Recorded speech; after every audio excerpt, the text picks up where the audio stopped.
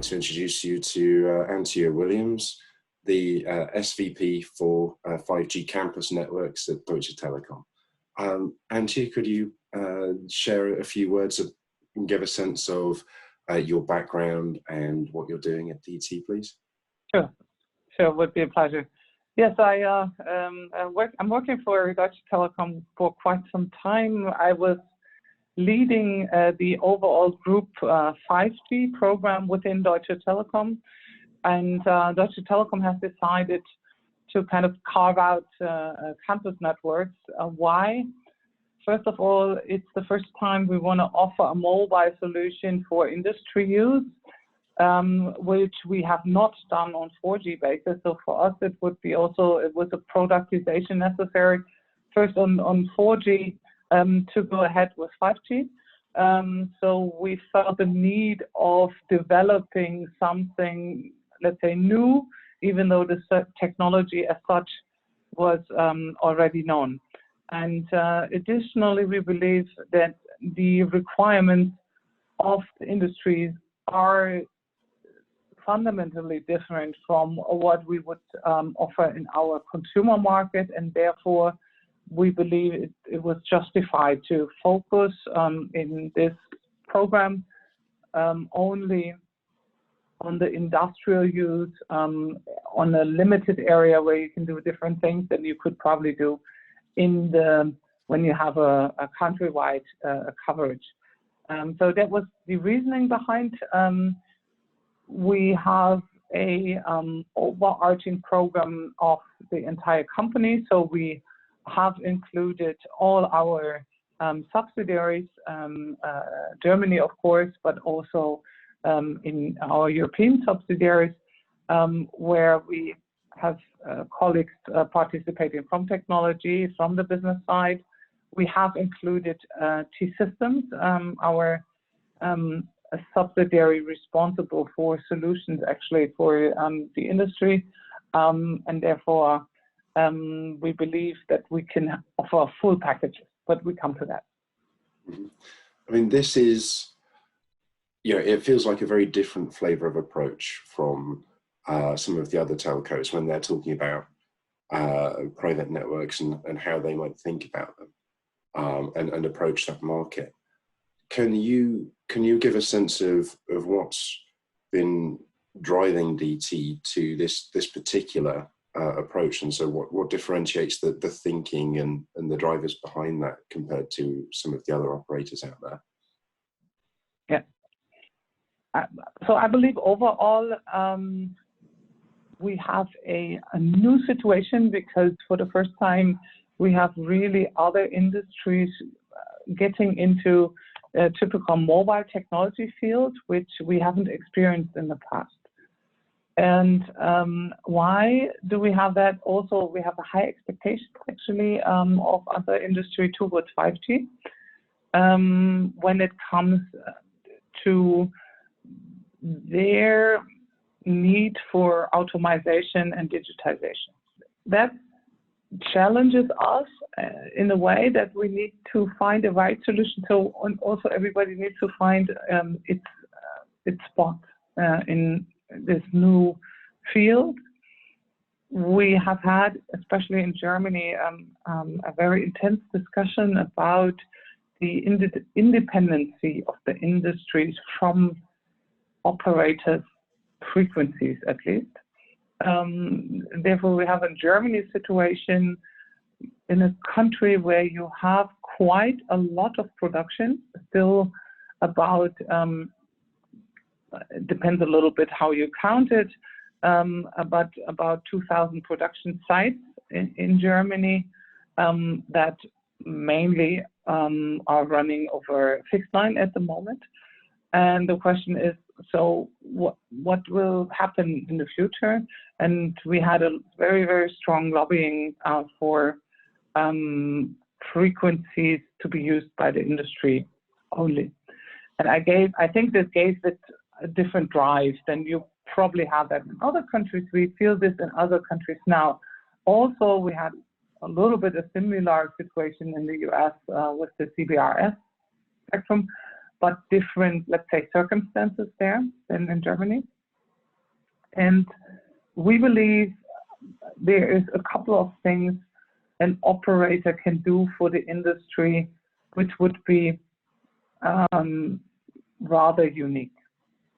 One is a certain experience, of course, an operator has in operating mobile networks, and we are having the experience that more and more the customer is requesting that somebody else operates their, whether it's private only networks or whatever they have on campus, that the interest of the industries, not with every player, but most players, to operate mobile networks is extremely low. So that's one thing we can bring to the table. Another thing is we do have the experience to use different frequencies from our own to serve different use cases. And you need also, everybody knows in the meantime that there is frequency probably better suited for a large coverage and others are better suited for a lot of throughput. And with an operator on your side, you do have the advantage to have different possibilities. You have just selection power, I would say. And this is something we could bring. And third, but most important one from our perspective is at the end, it's fine to have connectivity on your campus, but it's even better to also have the chance to connect to the outside world. And therefore, we believe in a combination, in an offering where you can combine a public and a private network. So this is our belief that this is something, A, the industry needs, and B, something we can offer as an operator only. We see, especially in Germany at the moment, we are in a phase where everybody is trialing out networks, see what actually mobile technology can bring, what 5G can bring, what 5G SA can bring. For that trial networks, often a private-only network, we call it, so meaning no connectivity, no connection with the public layer on a separate frequency, is very attractive for these trials. And it's interesting how that will work out, and other operators are going with these trials. Doesn't mean that we won't, but at the long run, we believe there is more needed than just having a private-only network. I think for a lot of operators, the idea of having enterprises and campuses deploying their own networks and equipment and that kind of thing is in some ways quite appealing, because it saves them the deployment costs and still, with a bit of luck, delivers the coverage. But if you're mixing that model, so you've got the public and the private LTE, how does that work for the commercials and that relationship with the campus owner, for example? So usually you would have a big advantage, because not in all cases you would have to need to have additional infrastructure to be set up. So the idea is, with our dual slice concept, that at least on the RAN side, you could use the same infrastructure in common. And what you would always need is, let's say, a mini core network. So the idea is we have like a frequency, and we split the frequency in two. And one part still remains with the public layer, and it's connected to the public core network, and that's basically the same as we have today. And additionally, after we're splitting this frequency, we have the private layer that's underlying, connected to a small core network. And this core network, it can be really set up in a way the campus owner wants it, and they also can decide what kind of data runs where. So is there a privacy or security issue, they don't want to have anything in the public network, they would put their connectivity, or they would connect their devices only with the private part, and with other use cases then also with the public one. So that's the general idea. Commercially, we would look at, so there's different models in the offering. So you can have basically an upfront fee for the infrastructure, and then having the operational cost afterwards. And it would look at how much additional infrastructure is necessary for the customer. So the customer would not pay for the already existing infrastructure that he can also use, of course. So that would be an advantage. And in some cases, we actually have the situation that we would only put additional really antenna RAN systems if necessary. And if not, the customer would only get his own core network. Right. And I mean, at the moment, this seems largely to be driven in the actual implementations by LTE, but over the longer term, obviously people are talking about 5G and 5G campus networks, that kind of thing. Kind of two questions here, if that's okay. I mean, one is, you know, in your view, are the kinds of customers or services going to be radically different from 4G to 5G, or is it more of an evolution?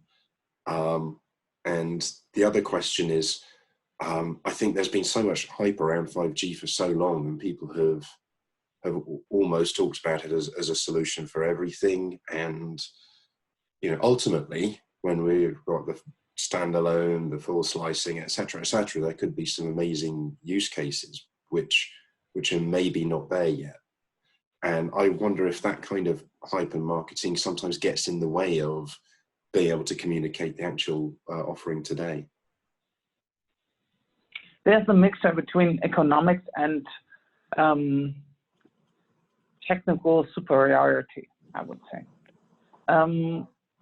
One thing is, when you talk to Shell, for instance, they're very clear about what is interesting for us is basically data exchange from when we have a big oil field. For that, we need 4G and 4G only, and we need it as cheap as possible. So Narrowband IoT is the absolute super solution for that. Mm-hmm. And I believe they're absolutely right with this assumption. We have other use cases where you have other demands on the technology side, whether it's probably AR, VR, depending how many glasses you want to support, or whether it's AGVs, they need a certain mobility, some things are struggling with, or even when you look at, for instance, positioning, which is in 4G not so accurate, and 5G could become much better. The proof is not there yet, but the expectation is very high on especially positioning in a 5G area. There comes a little bigger, depends on the industry, but when you look at logistics, I would say positioning could play a big role. How much you can automate your logistics center, and then 5G would play a role just because the accuracy is possibly better, and not because of the data throughput or something. So I believe over time we will see how much or how many use cases you actually need, B, can be covered. And therefore I still believe, I mean, the whole concept of our 5G deployment is that it is based on 4G, and rightful so. So we should be able to play with those different use cases.